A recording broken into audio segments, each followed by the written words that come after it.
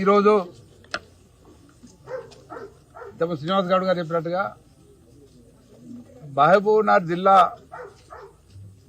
ప్రాజెక్టులను కాపాడుకోవాలి, మహబూబ్నగర్ జిల్లాకు అన్యాయం చేస్తున్న వాళ్ళని నిలదీయాలనే ఉద్దేశంతో మరి ముఖ్యంగా ఈ మన రాష్ట్ర ప్రభుత్వం చేసిన కార్యక్రమాలు అట్లాగే పక్క రాష్ట్రాలు ఏం నష్టం చేస్తున్నాయి మనం అనేది ప్రజలకు తీసుకెళ్లాలి, వాటి అడ్డుకోవాలి అనే ఉద్దేశంతోనే కార్యక్రమం చేపట్టడం జరిగింది.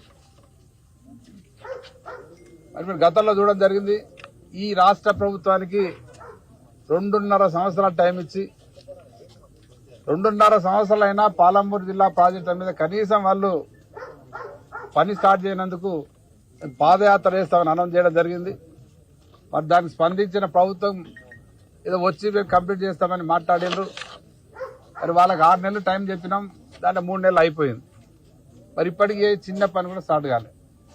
దాంతోపాటు మరి పైన ప్రాజెక్టు తుంగభద్ర పైన జరుగుతున్న అక్రమ కట్టడాలు కావచ్చు, మరి కృష్ణానది పైన జరుగుతున్న అక్రమాలు కావచ్చు, ఏదో మాల్మట్టి డ్యామ్ పెంచడం కానీ, మరి గేట్లు పెట్టడం కానీ, ఇవన్నీ చూస్తుంటే ఇట్లే వదిలిపెడితే భవిష్యత్తులో మహబూబ్నగర్ జిల్లా ఎడారిగా మారే అవకాశాలు కనిపిస్తా ఉన్నాయి. ఆ దిశగా మన జిల్లా ప్రజలంతా స్పందించకపోతే, ఇట్లే కంటిన్యూ అయితే ఎట్లా రాష్ట్ర ప్రభుత్వం పూర్తిగా సరెండర్ అయిపోయింది. వాళ్ళు ఏం మాట్లాడే పరిస్థితులు లేరు. కనీసం మనమైనా అదే ప్రతిపక్ష పార్టీగా మేము ముందుంటాం. మరి ప్రజలంతా కలిసి వచ్చి వీటన్ని అడ్డుకోవాల్సిన బాధ్యత అందరి మీద ఉన్నది. మరి ఈరోజు మనందరం కలిసి సూచించిన తర్వాత మరి మాట్లాడుకొని పక్కా ఒక కార్యాచరణ చేపడదాం. ప్రజలందరూ కలిసికట్టుగా ఆ ప్రాజెక్టు అడ్డుకోవాలి, మన జిల్లాను కాపాడుకోవాలి.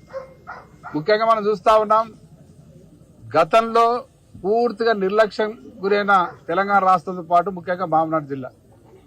మరి మహబూబ్నగర్ జిల్లాను గత ప్రభుత్వాలు, గత పాలకులు పూర్తిగా నిర్లక్ష్యం చేస్తే మరి మన ముఖ్యమంత్రి కేసీఆర్ గారు మా ప్రభుత్వంలో ఈ జిల్లాను సశాసనం చేయాలనే ఉద్దేశంతో మరి పెండింగ్ ప్రాజెక్టులు అన్ని కూడా కంప్లీట్ చేసి మరి నీళ్లు అందించడం జరిగింది. అట్లాగే కొత్తగా పాలమూరు లిఫ్ట్ ఇరిగేషన్ డిజైన్ చేసి దాన్ని ఒక దశకు తీసుకురావడం జరిగింది. ఒక మోటార్ కూడా ఆన్ చేయడం జరిగింది. మరి మేము అన్ని పనులు చేస్తే కనీసం దాదాపు 3 సంవత్సరాలు అవుతుంది.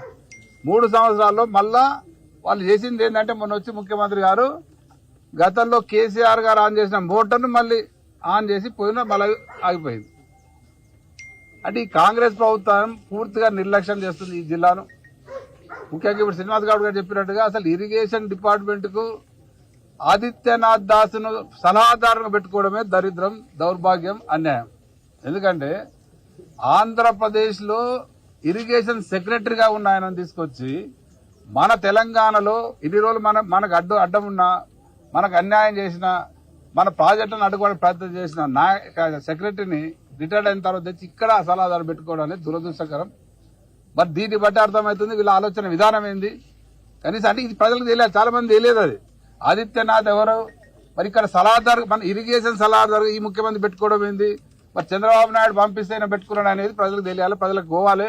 వీళ్ళిద్దరు కుమ్మక్కై ఈ రాష్ట్రాన్ని ఎట్లా వెనుకబాటు గురి చేస్తారు, ఇరిగేషన్ శాఖను పూర్తిగా భ్రష్టు పట్టిస్తారు అనేది మనకు అర్థం కావాలి ప్రజలందరికీ.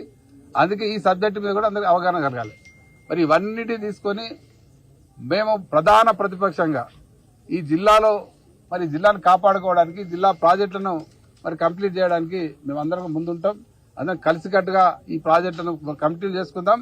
అక్రమంగా పైన జరుగుతున్న వేరే కర్ణాటక జరుగుతున్న ప్రాజెక్టు అడ్డుకోవడానికి అందరికీ పనిచేద్దామని మేము తెలియస్తాం. జై తెలంగాణ.